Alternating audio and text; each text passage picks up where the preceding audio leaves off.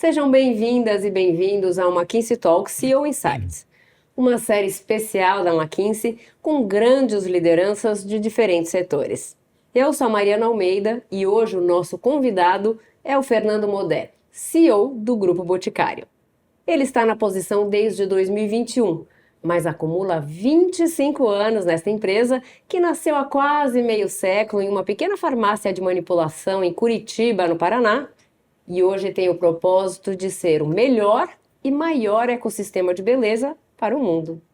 Os últimos anos da sua gestão foram marcados por um crescimento acelerado do Grupo Boticário, com aquisições e transformações. Em 2023, o grupo ultrapassou 30 bilhões de reais em vendas totais. E nessa conversa que começa agora, o Fernando vai falar sobre crescimento, transformação digital, comportamento do consumidor e os planos de longo prazo. Além, claro, de compartilhar com a gente a sua experiência à frente de um dos mais importantes grupos do Brasil. Fernando, é um prazer te receber aqui hoje. Seja muito bem-vindo. Prazer estar com vocês aqui e poder participar desse momento tão importante, né?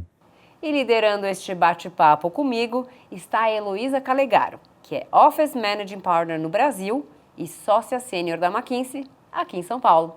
Obrigada, Heloísa, também por se juntar aqui a nós hoje. Eu que agradeço, um prazer estar aqui do lado de vocês. Então vamos lá. Fernando, olhando em retrospectiva, desde a sua chegada ao cargo de CEO, foram anos importantes marcados por aquisições, crescimento consistente de 2 dígitos e mudanças operacionais e organizacionais. Qual é a sua avaliação desses últimos 3 anos de transformações no grupo? Muita coisa aconteceu, né? Em 3 anos, lembrar que a gente estava uma agenda, pelo menos a minha entrada, foi uma agenda talvez de 3 pedaços igualmente importantes, né? A gente estava saindo de uma pandemia, a gente não tinha saído da pandemia ainda, em 21 ainda, então era uma agenda que estava presente para todo mundo, para a gente especialmente também, porque impactou muito fortemente alguns tipos de canais que nós tínhamos, com alguns tipos de categoria, um pouco mais doloridos do que outros. Então era uma agenda importante ainda, né, de resgate ainda do balanço entre o que era o movimento econômico de se realizar dentro da companhia, a proteção de pessoas e tudo isso que a gente vivia, então a gente não ainda estava vivendo isso, é importante marcar. Mas foi uma agenda importante também, porque é uma companhia que tem praticamente 2 fundadores, Miguel fundou e o Arthur veio logo na sequência, então 2 vinculados à família, acionistas, eu sou o primeiro CEO não participante aí desse núcleo familiar, de uma companhia que se constituiu desta maneira também, isso é bastante crítico, né? Uma transição em geral bastante crítica de ser feita. E a gente tinha ressignificado a nossa visão de negócio nessa questão de colocar a questão de unidades de negócio para um ambiente um pouco mais conectado, para fora e menos para dentro, na verdade, de cada uma das unidades de negócio. E a gente tem que fazer uma reformulação total do nosso desenho organizacional, de uma série de coisas. Eu falo desenho organizacional, mas tudo que está envolvido aqui a gente pode trabalhar. Na verdade, é uma mudança cultural importante. Com pano de fundo, aquilo que todas as companhias estavam tentando buscar fazer, que a gente chama de transformação digital. Acho que dá para a gente falar um pouco sobre isso também. Dentro desse mecanismo, acho que tinha bastante caso crítico, né, para ser vencido nesse sentido. Acho que a gente conseguiu vencer bem todos eles, né? Olhando em perspectiva, acho que a gente andou bem nesse sentido, os resultados mostram isso, tanto quando a gente olha o que você falou em termos de crescimento, sim, mas quando a gente olha também o balanço de mais geral, quando a gente vai olhar estruturalmente por dentro com o que a gente chama de cultura organizacional. O próprio desenho organizacional respondeu bem a isso também, então a gente também tem uma saúde sobre esse aspecto. Tem um conjugado de coisas bem balanceadas, né? Quando a gente olha para frente, onde que ainda tem espaço para crescer? Como que vocês estão vendo o futuro? Agora, o caminho que vem pela frente, acho que é um pouco mais do que a gente está fazendo. Nós ainda tem bastante do posicionamento estratégico que a gente adotou recentemente, que nós estamos de uma maneira bastante, eu chamo, bastante subótima ainda, né? A gente empurrou muita frente de ganho de mercado para frente, em categorias, em canais, de várias formas, em gestão de base de clientes, né?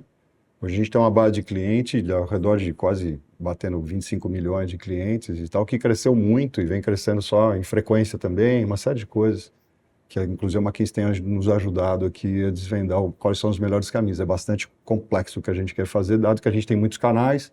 De fato, acho que a gente é uma das primeiras companhias do setor, em termos mundial, inclusive, que está presente em uma única territorialidade, com todos os canais possíveis, transitando com várias marcas em todas as categorias.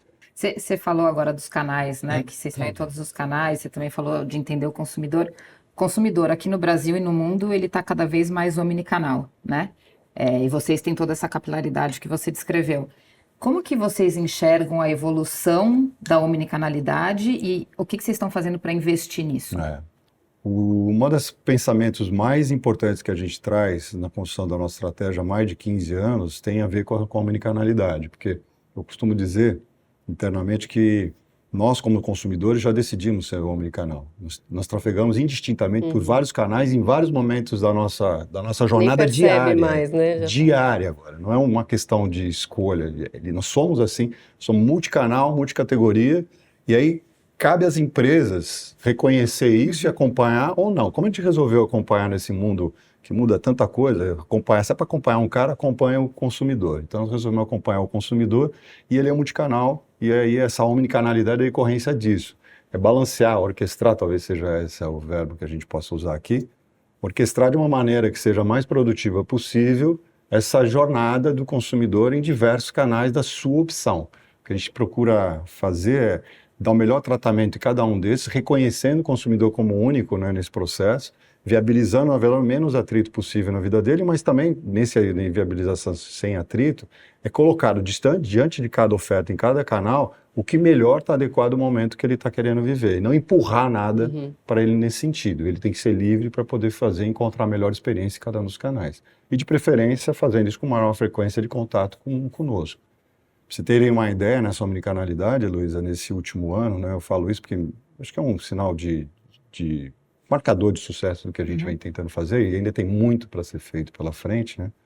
Mas imaginar que em termos de valor, que é o que a gente procura o volume na nossa estratégia, de cada item que transacionou em valor para o consumidor de beleza no Brasil o ano passado, de cada 10 itens, né, a gente teve 25% deles aqui sendo associados ao Grupo Boticário, foram comprados no Grupo Boticário, né? Então, de cada 4 a gente teve um que transacionou por nós, né? Estar na omnicanalidade implica também quebrar alguns paradigmas, né? Como é que eu aceito vender as marcas que são dos meus concorrentes e fazer isso de uma maneira que seja produtivo para o meu concorrente também, que me veja como um canal viável para que ele chegue ao seu consumidor. Então, tem vários paradigmas que a gente precisa revisitá-los, né? Reescrevê-los de uma determinada forma. O principal que a gente tem na omnicanalidade, quando a gente fala, é muito bom falar sobre isso, a centralidade do consumidor, você tem conflitos de canal. E o conflito de canal, eu costumo dizer, ele existe não na perspectiva do consumidor. O consumidor vê, quanto mais canais tem, ele enxerga conveniência, ele enxerga conflito. Mas o operador do canal, internamente, os seus parceiros de negócio e tal, enxergam conflitos de canal. Então, é um paradoxo estratégico que precisa ser bem conduzido, né?